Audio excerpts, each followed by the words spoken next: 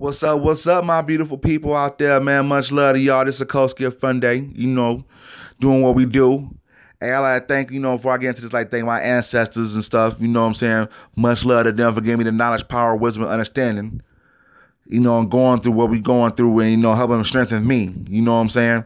And also, I'd like to thank you, the viewer out there, that, that's watching. And my channel has been growing on many different sites, and I like to, YouTube, Black Johnson, Big Shoot, a lot of places, and I like to thank the love on Google Plus.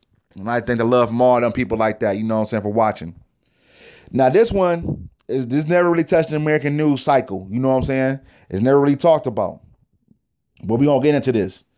The Army completes investigation into the death of a Green Beret in Mali. Here's what happened next. Now, this is from the Army Times, so this is going to be it might be kind of censored, but this is the only one I really found good things on it, you know what I'm saying? And many people don't know about this anyway over here, so, kind of is what it is. This happened November 7th, which is last month. As you see right here, he's a Mexican cat, you know what I'm saying? He looked Mexican to me, but I don't think it really matters. He's a person of color on this situation. But this also happened to the black guy in Mali too, you know what I'm saying? Who was a Green Beret. So, I want you to remember that, the black guy, I'm going to show a picture of him on this too.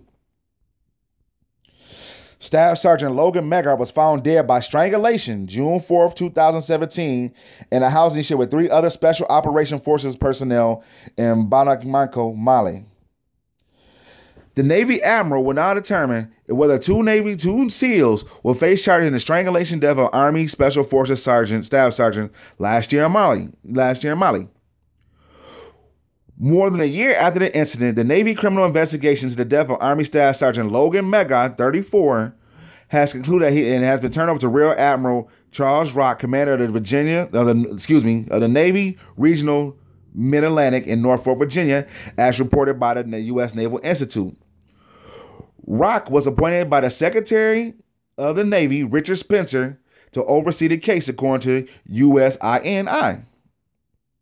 Captain Greg Hicks, the Navy chief spokesman, told the New York Times that Rock will review all relevant information pertaining to Staff Sergeant Melgar's death and make determination regarding administration or disciplinary actions appropriate. As in all military justice matters, any charges or action will be handled in the Military Services Channel, Hicks said in a statement. During this process, it is paramount that the rights of all parties, including service members who may be protected by the subject of investigation, are protected. Information about Melgar's death, what led to it, has been seen in many forms, and all filtered out by the media as official sources have declined to comment on the ongoing investigation. Melgar died in June 2017 in a shared off-site embassy housing in Bamako, Mali. Melgar, 2 Navy SEALs, and 2 Marine Raiders shared the housing in the country on a mission supporting Malian and French counterterrorism units fighting al-Qaeda factions in the country.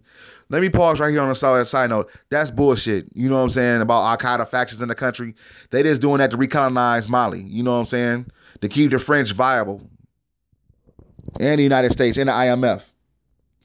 The death went out public notice until it was revealed in newspaper last fall that a Green Beret had died in June.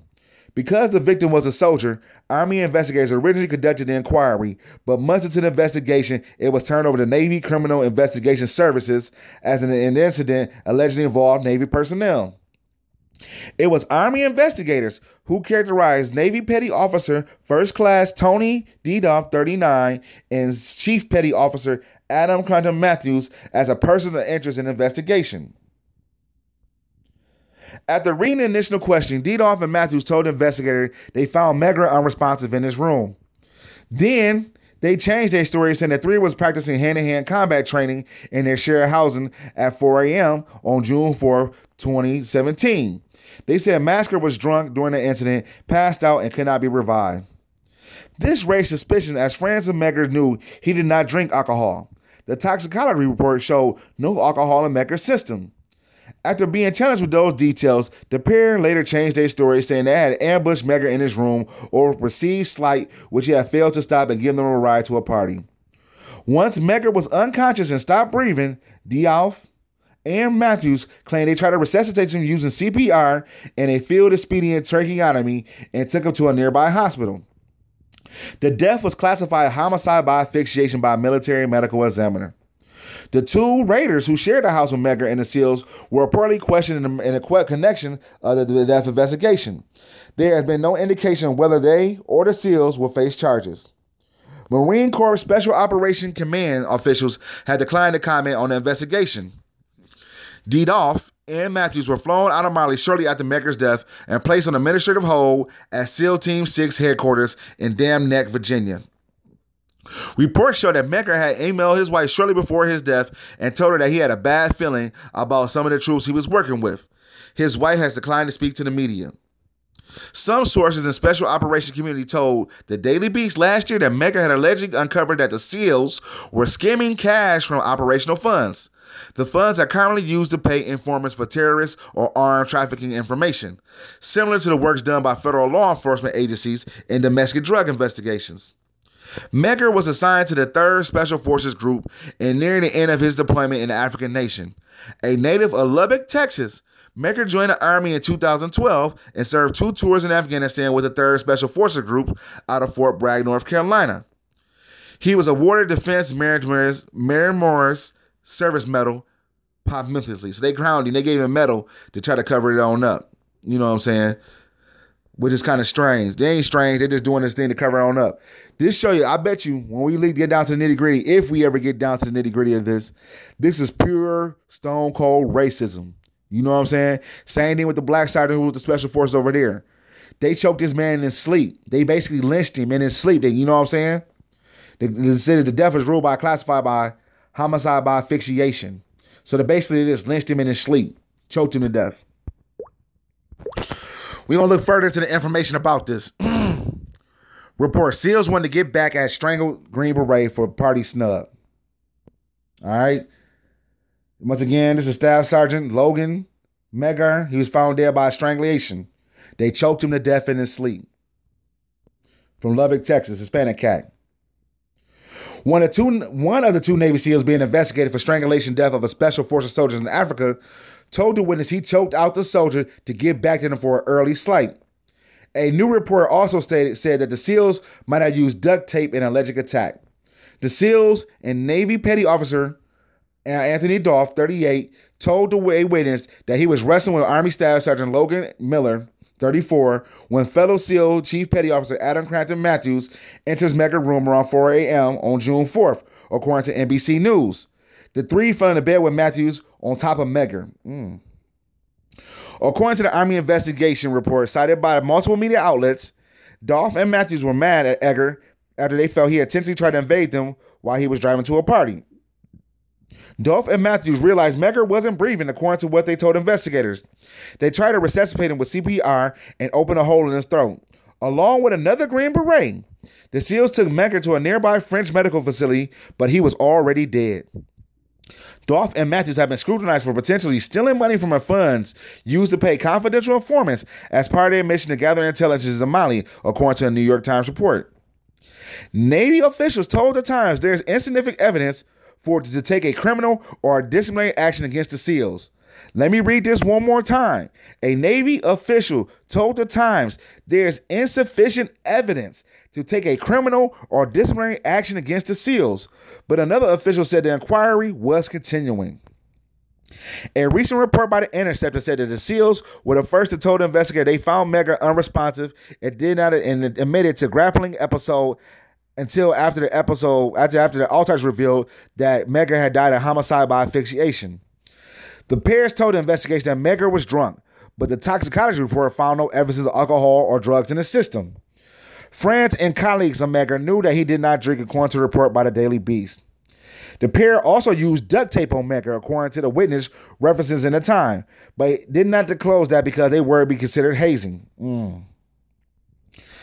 Dolph and Matthews were flown out of Mali after Melgar's death, and put on administrative leave at SEAL Team 6 headquarters in Dam Neck, Virginia, the Times reported. Melgar was 4 months into a 6-month tour working in the crisis response team in Mali capital of Bamako. The Times reported. He helped and provide intelligence about Islamic militants in the African nation and assets of Malian troops who could be used to build a counterterrorism force. Sources close to the investigation told the Daily Beast that the SEALs had offered Melgar money from the allegation illicit cash scheme, but he declined. He also referenced concerns about the SEALs in emails to his wife, Michelle Melgar, who shared those messages with an investigator. Michelle has declined to comment on her husband's death to the media, according to CNN. Do not trust CNN. CNN, we already know about CNN. There have been no charges filed in the case yet, which has been initiated by Army Criminal Investigation Command and then turned over to Naval Criminal Investigation Services on September 24th. U.S. Special Forces Operations Command, U.S. Command Africa Command, and U.S. Criminal Investigation spokesperson have referred questions to NCIS. NCIS spokesman Bruce Bernice said officials will not comment on an ongoing investigation. A native of Lubbock, Texas, Melgar, 34, joined the Army in 2012. He served 2 tours in Afghanistan and with the 3rd Special Forces Group out of Fort Bragg, North Carolina. He was serving with them at the time of his death. He was awarded a Defense Meritorious Service Medal posthumously. So they about to cover this stuff on up. That's what they about to do. As you see, it's one big cover up. And I bet you 100%, 10 times out of 10, race was also involved in the situation.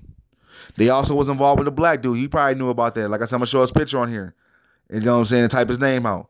But this kind of stuff you're going to worry about. You know, it's the same thing that happened when, it's on the same scale of what happened to Lemieux Penn. And you know about Lemieux Penn, when he came back home, he was an Army colonel black Army colonel. They lynched him in his uniform. You know what I'm saying? What you doing here? We don't want you here. Why you stopping up our flow? This is stuff we do. You know what I'm saying?